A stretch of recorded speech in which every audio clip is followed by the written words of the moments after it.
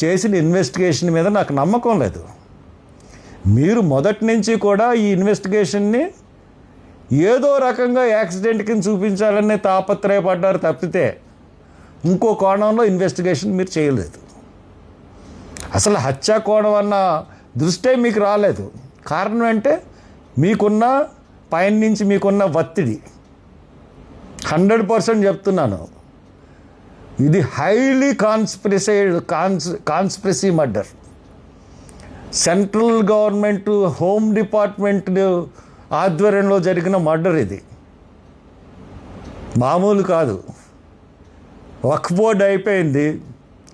క్రిస్టియన్స్ని మా రాహుల్ గాంధీ చెప్పాడు, క్రిస్టియన్స్ని next target. అంటే ఈ విధంగా టార్గెట్ చేస్తారని అనుకోలేదు మేము. అంటే ఫిజికల్గానే చంపడానికి ప్రయత్నిస్తుంది సంఘ పరివార్ కానీ, ఆర్ఎస్ఎస్ కానీ, లేకపోతే బీజేపీ కానీ అని అనుకోలేదు. ఈవీఎంల మీద నిన్న వచ్చింది చూశారు కదా. అమెరికాలో ఈజీగా ఈవీఎంలను హ్యాక్ చేయొచ్చని చెప్తా ఉన్నారు. ఈ రకంగా పవర్లో పెట్టుకుని వ్యవస్థలన్నింటినీ మీ చేతిలో పెట్టుకుని మీరు ఆడిస్తున్న నాటకాలకి మేము కొమ్ము కాస్తామనుకున్నారా? I'm total against this investigation. డెఫినెట్గా నేను రీపోస్ట్ మార్టం చేయిస్తాను. మీకు ఆల్రెడీ నో అబ్జెక్షన్ సర్టిఫికేట్ పెట్టాను. మీరు నో అబ్జెక్షన్ సర్టిఫికేట్ ఇచ్చినా ఎవ్వరూ ఇచ్చి దమ్ము లేదు మీకు. ఇస్తే నేను ఇన్వెస్టిగేషన్ చేయిస్తాను. అక్కడ రేవంత్ రెడ్డి ఉన్నాడో పర్లేదు అని అనుకోకండి, ఇంకా పెద్దోళ్ళు ఇన్వాల్వ్ అవుతారు. కాబట్టి మీరు ఇప్పటికైనా తాగేశాడు ఒక అనేసి ఆ అపవాదిని ఆయన వేసి తొలగించండి. కొన్ని కుక్కలు వాగుతున్నాయి మీడియాల్లోనూ వాటిల్లోనూ. మొదటి రోజునే చెప్పేశామని. ఎందుకురా మీరు పదవుల గురించి ఎడుతారు? న్యాయంగా ఉండండి. సోటి సోదరుడు చనిపోయాడు. సోదరుడు చనిపోతే గవర్నమెంట్ని, ఇంత మంచి గవర్నమెంట్ లేదని పొగడడం ఏంటి? ఓరిని అమ్మ, పొగడతలకు కూడా హద్దులు ఉండాలి. ఒళ్ళు మర్చిపోయి పొగడేస్తే పార్టీలని ఎవరన్నా మీకు వచ్చేస్తుంది అనుకుంటున్నారా? వాడుకుంటున్నారు మిమ్మల్ని. అన్ని పార్టీ వాళ్ళకి చెప్తున్నాను, నేను అందరికీ చెప్తా ఉన్నాను. ఒక హత్యని యాక్సిడెంట్ కింద నిరూపించడానికి వ్యవస్థలన్నీ కష్టపడిపోయినాయి. కానీ ఇది నేను ఎట్టి పరిస్థితుల్లోనూ ఒప్పుకోను. నా దగ్గర ఆధారాలు అంటారు. నా దగ్గర ఆధారాలు ఎలాగుంటాయి? ఎవరు ఆధారాలు సమర్పించలేదు. ఆధారాలు సేకరించడం మీ పని, మా పని కాదు. మాకు అనుమానాలు వ్యక్తం చేయడం మా పని. మీరు సేకరించిన ఆధారాల్లో ఇగో ఇది ఉంది, ఇది తప్పు, ఇది రైట్ అని మాట్లాడతాం. చంద్రబాబు నాయుడిని జైల్లో పెట్టారు, అన్యాయంగా పెట్టారు అందరూ అన్నారు, నేను అన్నాను. జగన్ గవర్నమెంట్ ఏమన్నా మీకు అన్యాయంగా పెట్టారంటున్నారు, మీ దగ్గర ఏమైనా ఆధారాలు ఉన్నాయని అడిగిందా గవర్నమెంట్? కాబట్టి ఇటువంటి సొల్లు మాటలు మాట్లాడకండి పోలీస్ డిపార్ట్మెంట్. ఖచ్చితంగా ఈ కేసు ఇన్వెస్టిగేషన్ అన్నది సరిగ్గా జరగలేదు. ఆ ఇంట్లో వాళ్ళు చాలా సాటిస్ఫై అయిపోయారు అంటున్నారు కదా. నాకు తెలుసు అయ్యారో లేదో, ఇంట్లో వాళ్ళు సాటిస్ఫై అయ్యారో లేదో నాకు తెలుసు. వాళ్ళని ఏ రకంగా భయపెడుతున్నారో అన్నది కూడా నాకు తెలుసు. అసలు హత్య కేసు అయితే,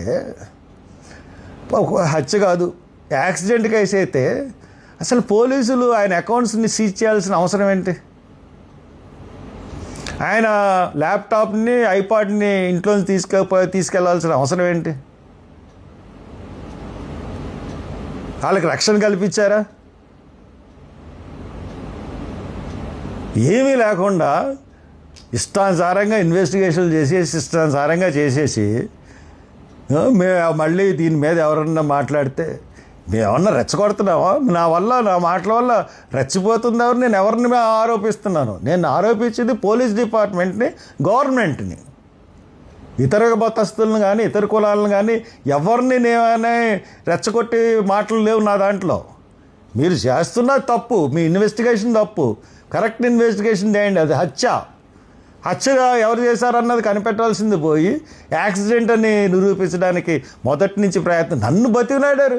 సార్ ఇది చూడండి, ఇది యాక్సిడెంట్ ఫస్ట్ డే అని.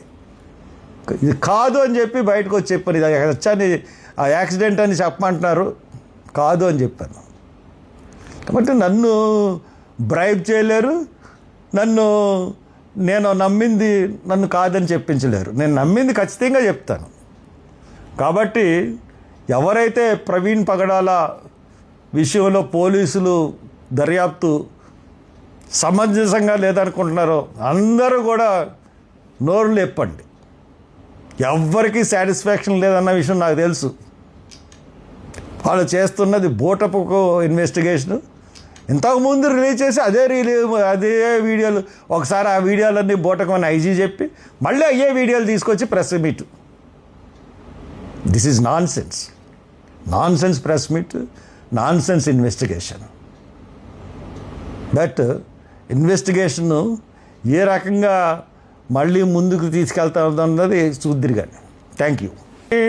పోస్ట్ మార్టంలో వాళ్ళు చెప్పింది ఏంటంటే, పోస్ట్ మార్టంలో ఆనవాళ్ళు ఉన్నాయి. ఈ ముక్క ఎప్పుడు చెప్పాలంటే పోస్ట్ మార్టం అయిన వెంటనే చెప్పాలి. ఇమీడియట్గా ఇతను ఇంట్రాగేషన్ సిచ్యుయేషన్లో ఉన్నాడు అన్న మాట పోస్ట్ మార్టం అయిన వెంటనే చెప్పాలి. ఈ కథలన్నీ అల్లి మళ్ళీ ఇంకొక ఏంటంటే, అంతకుముందు కూడా మార్చిలో ఈయన ఇక్కడికి కొన్నాడు అంటే రాజమండ్రిలోనే మందు కొంటాడా, హైదరాబాదులో ఆయన మందు కొండ. ఆయన ఆఫీసు ఫస్ట్ ఫ్లోర్లో ఉంటే కింద ఫ్లోర్లో, సెకండ్ ఫ్లోర్లో ఉంటే కింద ఫ్లోర్లో పెద్ద మందు షాప్ ఉంది హైదరాబాద్లో. ఆయన ఆఫీసులో ఆయనే ఎండి ఆఫీస్కి, కానీ ఎండి రూమ్కి సపరేట్గా కుర్చీ టేబుల్ లేవు. వర్కర్స్తో పాటు కూర్చుంటాడు, వాళ్ళ స్టాఫ్తో పాటు పనిచేస్తాడు. స్టాఫ్తో పాటు కూర్చుని మాట్లాడొస్తాడు ప్రతిరోజు. అటువంటి ఉన్నత భావాలు కలిగిన వ్యక్తి ప్రవీణ్ పగడాల. తాగడం అన్నది అసలు లేనే లేదు. తన హ్యాబిచువల్ డ్రింకర్ కానే కాదు. ఎక్కడైనా సరే వాళ్ళ ఆయన ఫోన్పేలో హైదరాబాదులో మద్యం కొన్నట్టుగా ఎక్కడన్నా ఉందా? ఎక్కడో పట్టుకుని రాజమండ్రిలో ఏదో వైన్స్లో కొన్నారు అని చెప్తా ఉన్నారు. ఆయనకు కొన్నాడో పక్కనున్న ఎవరికన్నా అడిగితే కొని ఇచ్చాడు. అతను ఉంటున్న ఏరియా కొంచెం ఆ లొకాలిటీ అటువంటి లొకాలిటీ. మరి అక్కడ ఎందుకు తీసుకున్నట్టే వాళ్ళందరినీ మారుద్దామన్న ఉద్దేశం ఏమో తెలియదు మనకి. అటువంటిది అది ఏదో ఉన్నట్టు అతనికి హ్యాబిచువల్ అన్నట్టు. అయినా ఒక 4 బీర్లు, ఒక 4 విస్కీలు కొని, ఒక విస్కీ 3 జిన్లు కొని, ఒక రమ్ము కొని అంత దూరం ఎవడన్నా ప్రయాణం చేయగలడా? కామన్ సెన్స్ అన్న ఉండాలి కదా. ఎంత తాగుబోతైనా సరే ఇంత తాగిన తర్వాత డ్రైవ్ చేయగలడా? ఆర్ఆర్గా తాగినా కానీ. అంటే ఒకటి ఏంటంటే కాక్టైల్ అంటారు, ఒక 2 మిశ్రమాలు బీరు జిన్ను కలిపితే దాని కాక్టైల్ కిక్ ఎలా ఉంటుందంటే చాలా భయంకరంగా ఉంటుంది. అది తాగిన తర్వాత అసలు ఆ బండి కాదు కదా ఏం మూవ్ చేయలేడు.